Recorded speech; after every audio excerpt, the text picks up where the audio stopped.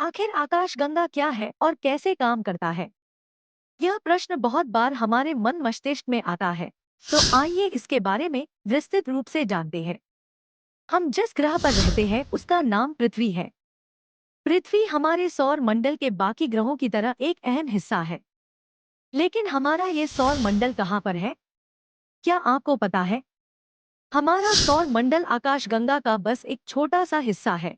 यूँ कहें कि इतना छोटा हिस्सा की कल्पना से ही परे है। आकाशगंगा बहुत सारी गैसों, धूल और अरबों ग्रहों के सौर मंडल का संयुक्त रूप से बना एक आकार है। इसे आप दूसरे शब्दों में ऐसे समझ सकते हैं कि बहुत सारे ग्रह मिलकर एक सौर मंडल का निर्माण करते हैं और ऐसे करोड़ों अरबों से भी ज्यादा सौर मंडल मिलकर बनाते हैं एक आकाशगंगा। एक आकाशगंगा एक विशालकाय रूप है जिसमें सौर मंडल के साथ साथ धूल के कणों, बहुत सारी गैसों का भी संयोजन रहता है। आकाशगंगा गुरुत्वाकर्षण बल से पूर्णतया जुड़ा रहता है। जब कभी रात में अगर आप खुले आकाश को देखें तो आपको बहुत सारे तारों को देखने का मौका मिलता है, जिसमें हमारे आंखों के सामने आकाशगंगा में उपस्थित अन्य तारे भी हम देख सकते हैं। कभी कभी यह बहुत काला या अंधेरा जैसे भी हो जाता है। जब हम कुछ तारे ही देख पाते हैं तब वहाँ धुओं का जमावड़ा हमारे नजर को धुंधला कर देता है, जिसे हम स्पष्ट रूप से नहीं देख सकते। जिस तरह से करोड़ों अरबों ग्रहों से बने आकाशगंगा में हम सभी रहते हैं, ऐसी ही बहुत सारी आकाशगंगाएं मौजूद हैं। ये उतनी ही जितना शायद हम कभी गिन भी ना पाए। एक बहुत ही खास दूरबीन है जिसका नाम है हब्बल स्पेस टेलीस्कोप। इसकी मदद से वैज्ञानिकों ने एक बार के प्रयास से कुल 12 दिन में 10,000 आकाशगंगा की खोज की थी।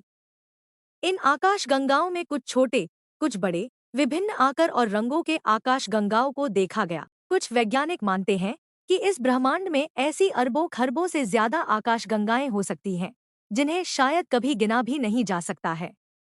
कुछ आकाशगंगाओं का आकार कुंडली के आकार का होता है, जैसे कि हम जिस आकाशगंगा में रहते हैं, उसका भी आकार कुंडली के आकार का है।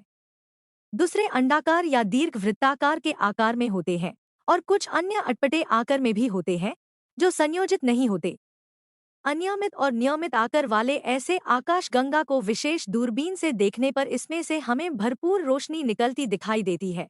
यह प्रकाश उस आकाशगंगा का नहीं बल्कि उस आकाशगंगा में उपस्थित तारों का होता है। कभी कभी अलग अलग आकाशगंगा एक दूसरे के बहुत पास भी आ जाते हैं और कभी कभी इनमें टकराव भी हो जाता है, जिससे उस आकाशगंगा के गुरुत्वाकर्षण पर बल पड़ता है और उस आकाशगंगा में मौजूद सभी ग्रहों का विनाश हो जाता है।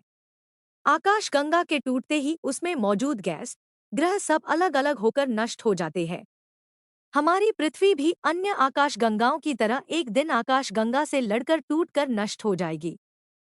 हमारी आकाशगंगा के पास में मौजूद सबसे नजदीक आकाशगंगा का नाम एंड्रोमीदा है, जिससे पृथ्वी एक दिन टकराएगी और एंड्रोमीदा और हमारी आकाशगंगा दोनों एक साथ नष्ट हो जाएंगी।